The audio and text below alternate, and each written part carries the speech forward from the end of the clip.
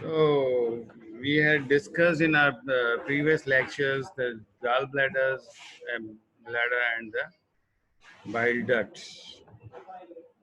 We discussed this is non-malignant or common disease involving the gallbladder and biliary tract.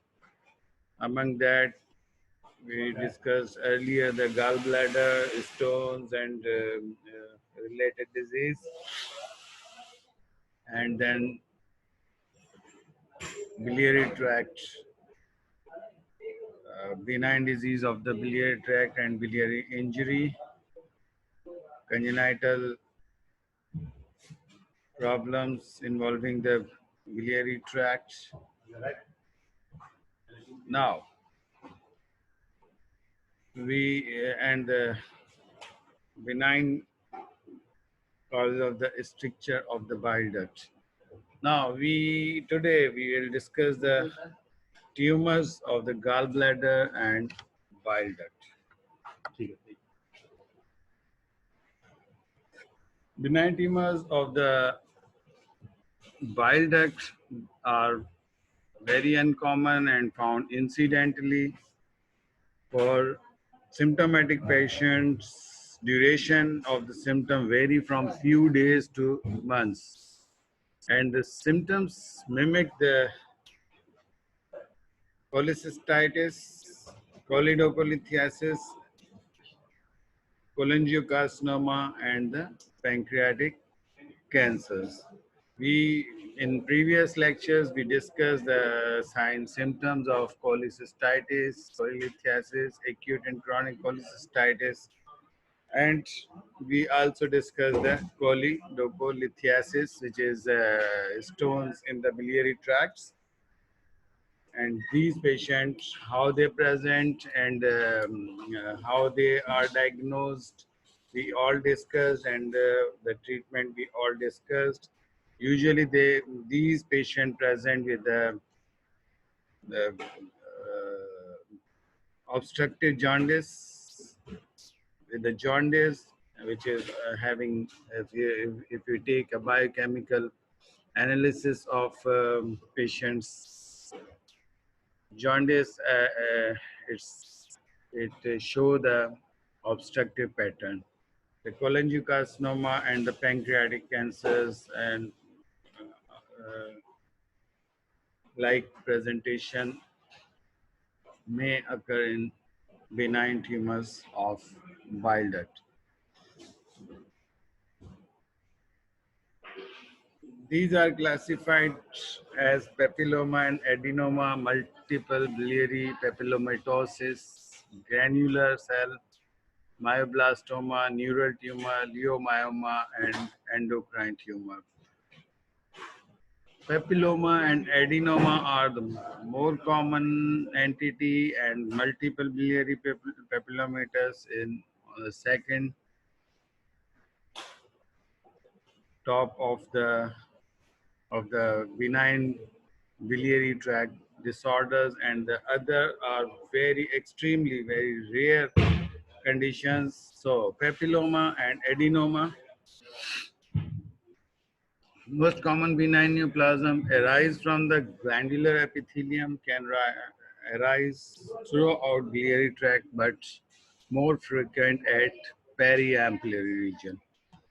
Periampullary region mean around the ampulla of water near the duodenum, where the bile duct it enters the duodenum, and the periampullary usually tumor they includes uh, distal biliary tract tumor or the duodenal tumor and the head of pancreas tumors. But in this benign condition, they are more common and frequent at the periampullary region, being near to the ampulla of water. Periampullary lesion protrude through the ampulla of the water and visible on endoscope. if we see on the endoscope, uh, these papillomatous growth, they usually uh, may found protruding through the opening or the opening in the duodenum of the biliary tract as a papilloma. Jaundice presents in more than 90% of these patients. The commonest presentation of papilloma and adenoma is jaundice. Usually it's of, the obstructive pattern. You all know about the jaundice as if it is classified, we classify the jaundice. It may be pre-hepatic, hepatic, or post-hepatic, and it's a post-hepatic obstructive pattern. And there may be coexisting gallstone, but it's very much uncommon. They are diagnosed as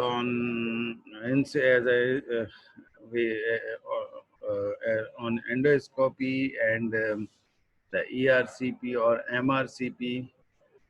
When a patient with obstructive jaundice comes to us, we assess these patients with ultrasonography, which give the um assessment of dilatation of the biliary tract. The biliary tract is dilated proximal to the obstruction, and if we plan for the assessment of these on endoscopy, they may found having protruded papilloma into the duodenum, or may not found. If it is a higher lesion, it is not usual to see on endoscope, and they can be diagnosed on CT scan, MRCP, or MRI. And the treatment depends on the general condition of the patient and the site of the tumor. If patient is fit enough, the patient is treated surgically. The excision of tumor or wide local excision of the tumor, and the continuity is maintained through the portoantral anastomosis. In unfit patient, we can send the patient for ERCP or PTC. It depends on the site of the lesion. If it's a distal tumor, we can send the patient to the endoscopist or gastroenterologist for ERCP and stenting. And if it is a higher tumor, like in a hepatic duct or a confluent tumor or intrahepatic tumors, we send the patient to the radiologist who used to apply stent through PTC, percutaneous transhepatic cholangiogram. He will perform and insert a stent to relieve the jaundice. Papillomatosis is characterized by presence of multiple mucus secreting of the biliary epithelium, present with intermittent jaundice and cholangitis. In these patients, they usually present with intermittent jaundice and cholangitis. Cholangitis is very frequent complication of these papillomatosis.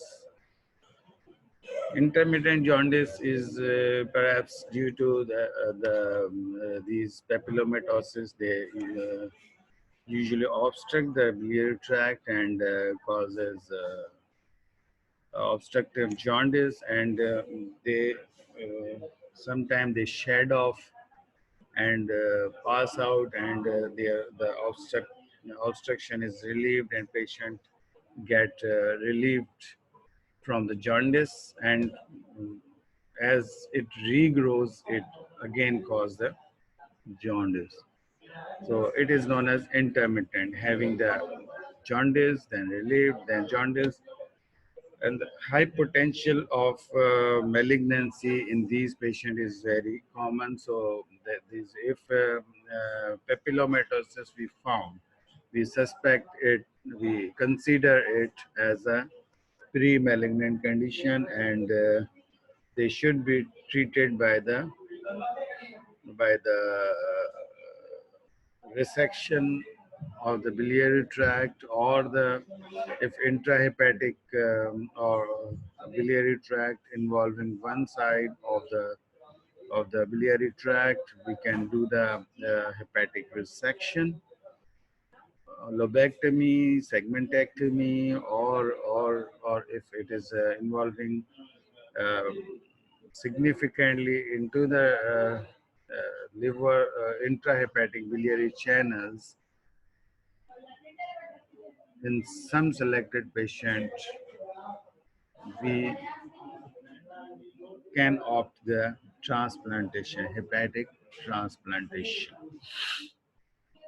Other disease which I told, they are very much uncommon, so we are not discussing them here. Then, malignant disease of the biliary tract is cholangiocarcinoma. These cholangiocarcinomas are rare malignancies. Overall annual incidence of 1 to 1.5 per 100,000 or per lakh population.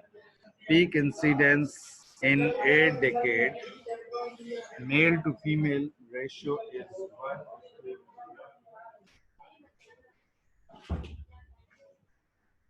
1.5 is to 1. Mean it's more common in males,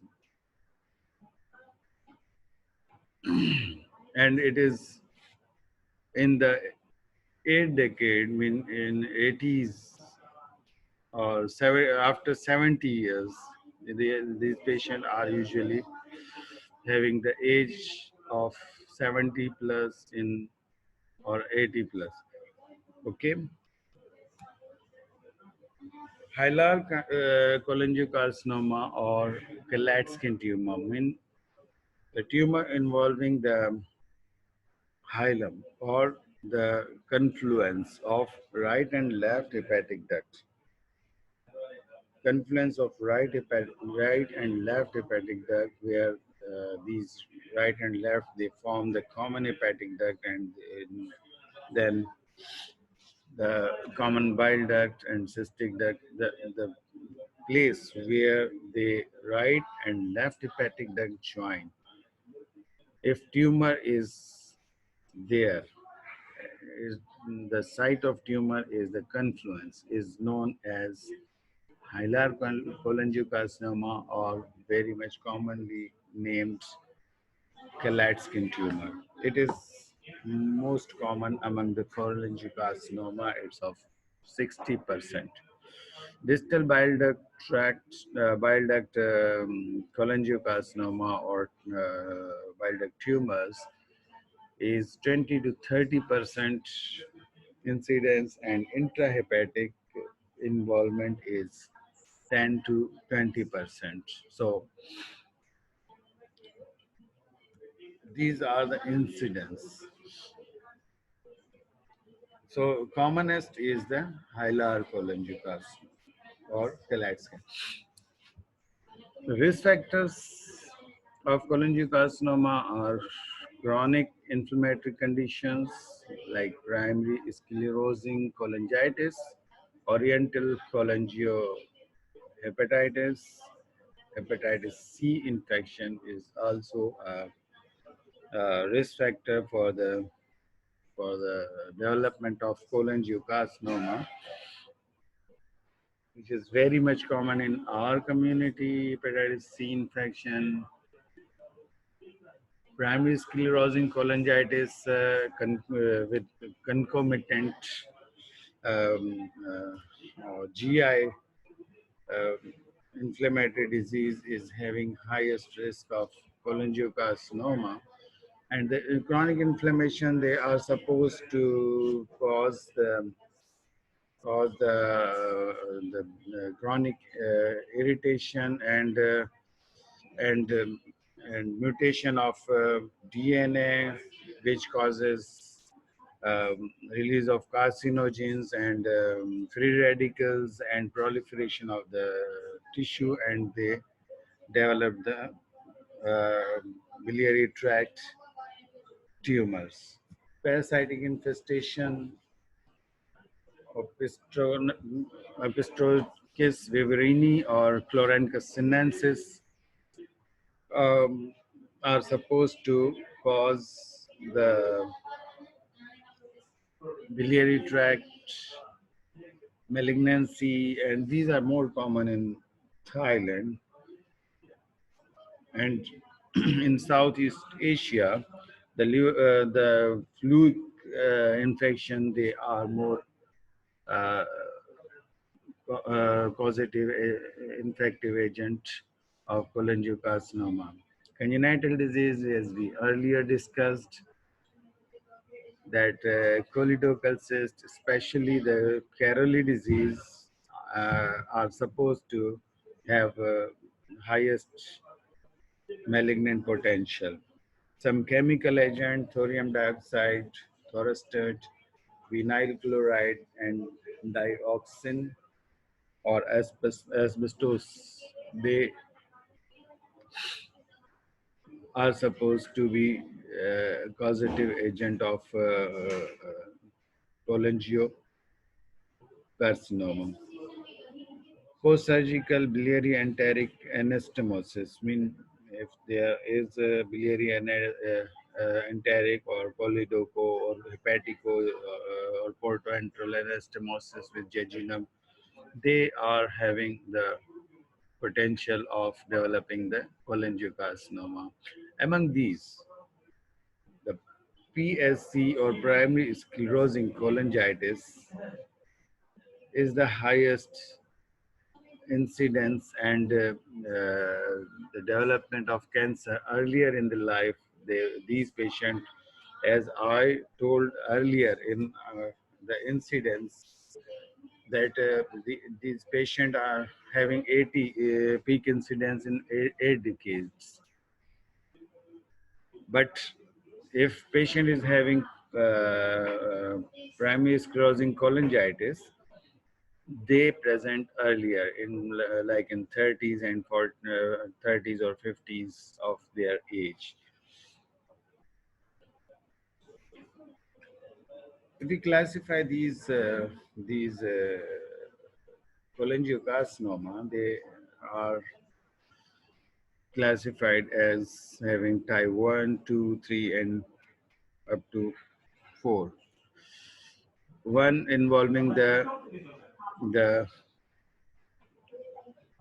hepatic duct or the confluence to be okay, and 3 if it is involving the right hepatic duct,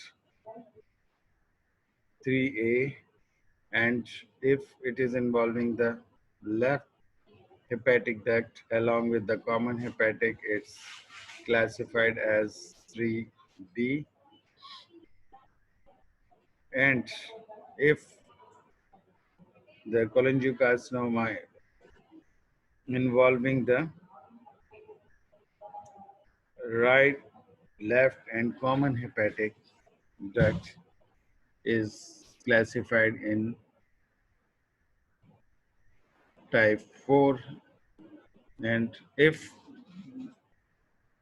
the incidence is in multiple sites or the sites involving the right, left, and common bile duct, common hepatic, it is also classified in as type 4 tumor. So our management all depends on these types of tumors.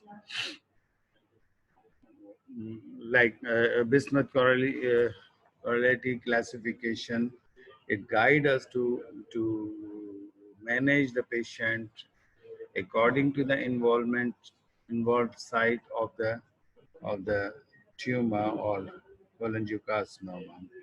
So cholangiocarcinoma patients, they usually present with non-specific abdominal pain. This is the earliest symptom of these patient with cholangiocarcinoma. Early satiety, anorexia, weight loss, and then later they present with the jaundice. And we send the liver function test. We can found the obstructive pattern, mean direct hyperbilirubinemia, alkaline phosphatase, and gamma GT raised, and the palpable gallbladder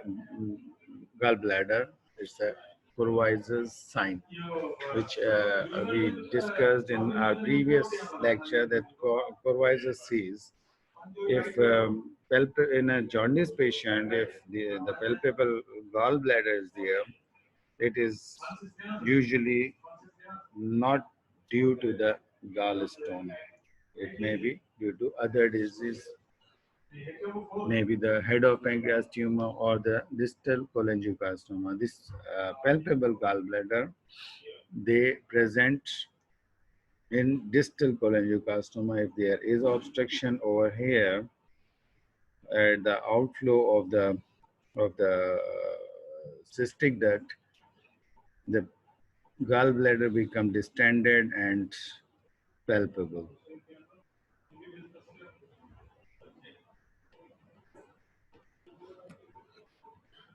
Okay, then if patient present us with these signs symptom, we send the patient's liver function test and the tumor marker for hepatobiliary or biliary tract is CA19-9. Ultrasound gave us the assessment of the dilatation of the biliary channels and give an idea of the site of obstruction, and we can do multi-detector row CT scan or the spiral CT scan to assess the size, site of the tumor and local involvement or the invasion of the adjacent structures. MRI, MRCP are also helpful. ERCP and PTC, they are the diagnostic and therapeutic value. And among the diagnoses, ERCP and PTC, they give the assessment of the site of the tumor, and in the we can take the brush cytology with these procedures, and this although this is a limited value, this is usually not very much helpful to diagnose the type of tumor or the tumor, but in some patients there are chances of getting the diagnosis with the brush cytology through ERCP and PTC. And PET scan is having limited role in the assessment of the resectability as a PET positive emission tomography scan. They give the activity of the tumor cells or tumor cells, and it can give the assessment of either it is a local or somewhere else there is metastasis. PET scan is just helpful of diagnosing that there is some malignant um, disease is there, but it is alone is not helpful for the assessment of the size and resectability of the tumor. It is used with the CT scan. If PET is used along with the CT scan, is very much helpful for the assessment of these tumors, any tumor in the body. So after diagnostic workup, we diagnose the patient as a patient is having cholangiocarcinoma. We go for the, we proceed with the treatment option. It depends on the site and the fitness of the patient. If patient is fit enough or fit for surgery, patient can undergo the procedure, surgical procedure. We in distal cholangiocarcinoma, we can we used to do the pancreaticoduodenectomy. It's a wrongly written pancreaticoduodenectomy, pancreaticoduodenectomy or Whipple's procedure. In Whipple's procedure, we resect all the C loop of duodenum along with the head of pancreas and the tumor involving the bile duct. And we used to resect all these things, and we make the anastomosis, or we restore the anatomy by the polydocojejunectomy, pancreaticojejunostomy, and jejunojejunostomy. Okay. Transplantation in young patient, in selected patient in which or the localized disease is an other option. We can, if cholangiocarcinoma is involving locally, there is no metastasis and patient is young enough and survival rate is considered more, we can offer these patients for the transplantation. But there is some role of neoadjuvant chemotherapy, or we send the patient to the oncologist for the planning of this transplantation. Preoperative chemotherapy can be given to reduce the load of the tumor or debulking tumor, or there is a chance of micrometastasis which can be dealt with the preoperative or neoadjuvant chemotherapy. In unfit patient, we can apply the stent to relieve the jaundice and improve the quality of life of these patients. This can be if there is a distal tumor involving the periampullary area or the common bile duct or up to common hepatic duct. We can apply the stent through endoscopic retrograde cholangiopancreatography, or if there is a hilar tumor or Klatskin tumor or intrahepatic tumor, we can send the patient for percutaneous transhepatic cholangiography and stent insertion. Surgical bypass has a limited role and used in distal CBD unresectable tumor.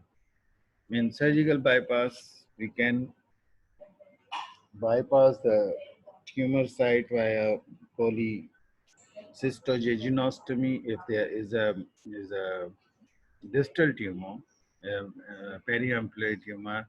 They are supposed to be causing the obstruction to the duodenum and biliary outflow. And if the surgery endoscopic procedures are not available or not accessible, we can opt the surgical bypasses. Like bypass, we can bypass the biliary channel through cholecystectomy.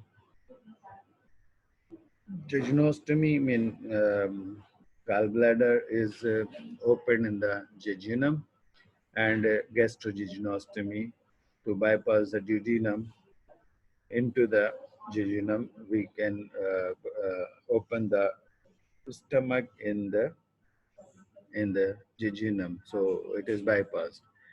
Another option is the hepaticojejunostomy and gastrojejunostomy. These bypass procedure can be offered to the patient, but they have a limited role, as these patients who are not resectable, have they are having the very less life expectancy, and they are just palliative procedures. Then the cancers of the gallbladder. Gallbladder cancer is rare. Incidence is variable by geographical region and racial ethnic group. Highest incidence is among Chilean, American Indian, and part of North India. Disease accounts for 9% of all biliary tract disease. Obviously, women suffer more as they are having the more incidence of the gallstones. So they also have more incidence of the gallbladder cancers, usually present in seventh and eighth decade of their life. Etiology is unclear. It is having unknown etiology, but they are supposed to caused by the gallstone, because they are the CA gallbladder patients. They have pre-existing gallstone frequently. So pre-existing gallstone may be associated with the gallbladder cancer, or maybe the cause due to as the theory of chronic inflammation or DNA mutation, production of carcinogens, and proliferation of the cells. This theory applies on these patients, and they are supposed to have the gallbladder cancer incidence more than the general population. Porcelain gallbladder or calcified gallbladder, they are supposed to be having the malignant transformation, or the porcelain gallbladder is supposed to be a pre-malignant condition. So if we normally we found on incidental finding of porcelain gallbladder, they should be cholecystectomized.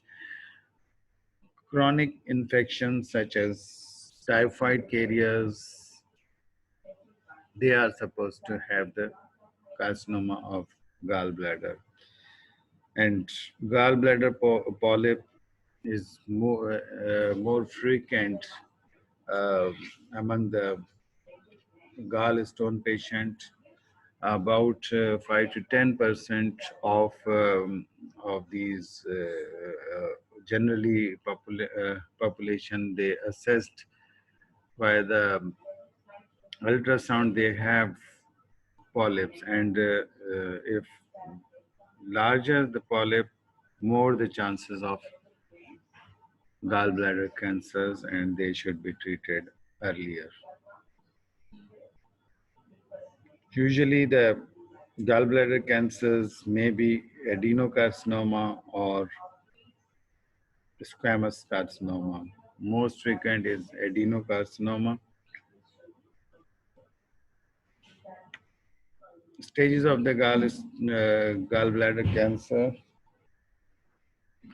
It may involve the lamina propria or mucosa, then muscularis or the serosa and the adjacent structure. If we apply the TNM classification, which is most frequently and generally used for the any tumor, TNM classification, this shows like this.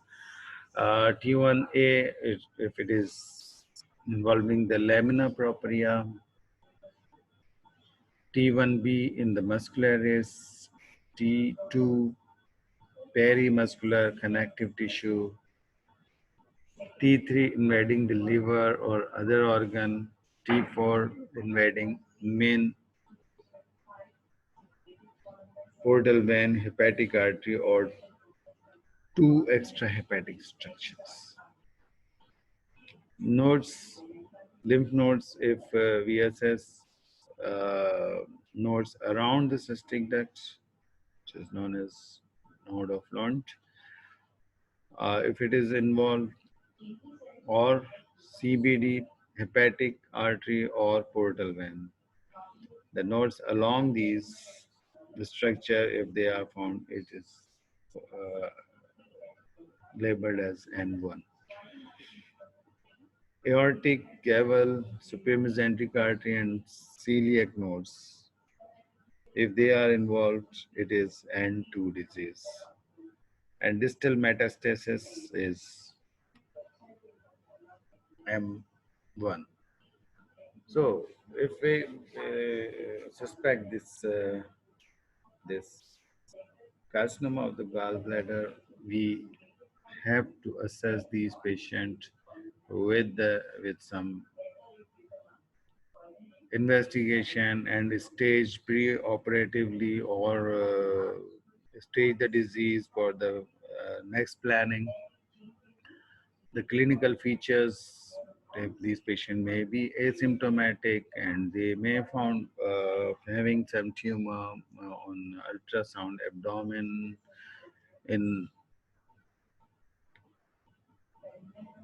other done for the other problem assessment, and they may found to have some tumor in the gallbladder, or they may present with the signs symptoms of acute and chronic cholecystitis, which we discussed earlier. They may present with the jaundice if this is involving the common bile duct or common hepatic duct. Anorexia and palpable gallbladder, these jaundice, anorexia, and palpable gallbladder, they are the late signs. If they are present, patients are usually having an advanced disease. Investigation, as a general investigation of general fitness of this patient,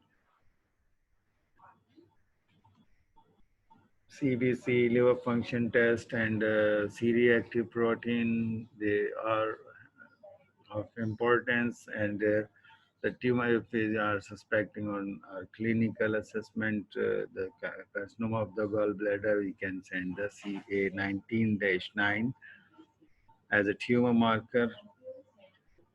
We assess these patients with the radiology, including the ultrasonography, transabdominal ultrasonography, CT scan, and MRI or MRCP. Then we plan for the treatment. Among these T1 and T2 tumors, they are treated with the cholecystectomy. Okay? Open cholecystectomy or laparoscopic cholecystectomy is the T1 tumor. They are treated with the cholecystectomy. They are usually not found on the clinical assessment or radiological. Generally, we do not suspect in all patients of gallstone, and we just remove the gallbladder via laparoscopic or open cholecystectomy and send these specimen for the histopathological examination if they are coming as a having stage 1 uh, gall bladder cancer. It is enough to have these patients had a cholecystectomy, and they can be kept on close surveillance for the assessment of developing the secondary tumor or second tumor, or the invasion of the which is microscopic metastasis in the liver or other organ. They can be kept on close surveillance. And this type stage 2 tumors, they are treated if we did a cholecystectomy and not found a previous pre-operative investigation, and the histopathological examination shows that these patients are having T2 tumor, we we have to consider the radical surgery. We call the patient again for the surgery and resect the Gleason capsule and the part of the gallbladder fossa. Or if we have a pre-operative diagnosis of gallbladder cancers, we can plan for the radical cholecystectomy, in which we remove all the gallbladder and part of the liver which is involved with the tumor, or we can do the hepatectomy in these patients if there is invasion of the liver. Unfortunately, these patients of CA gallbladder, they present very late, and 90% or more, they are having advanced disease. And if we found these patients, we just have the palliative measures to relieve the obstructive jaundice or pain relief, and so on. So these are the treatment modalities. Thank you very much. We completed our topic of hepatobiliary, gallbladder and bile duct section today. And next topic we will discuss, inshallah, in the university lecture hall. I think your classes will be started on 15th of this month. So our next lecture will be, inshallah, on in the lecture hall. Thank you very much.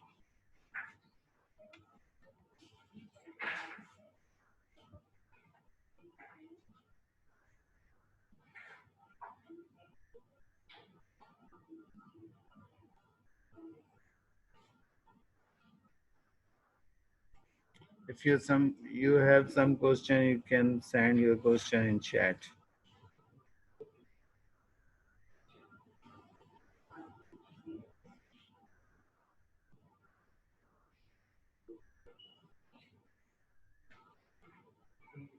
Thank you. Yeah, one, yeah.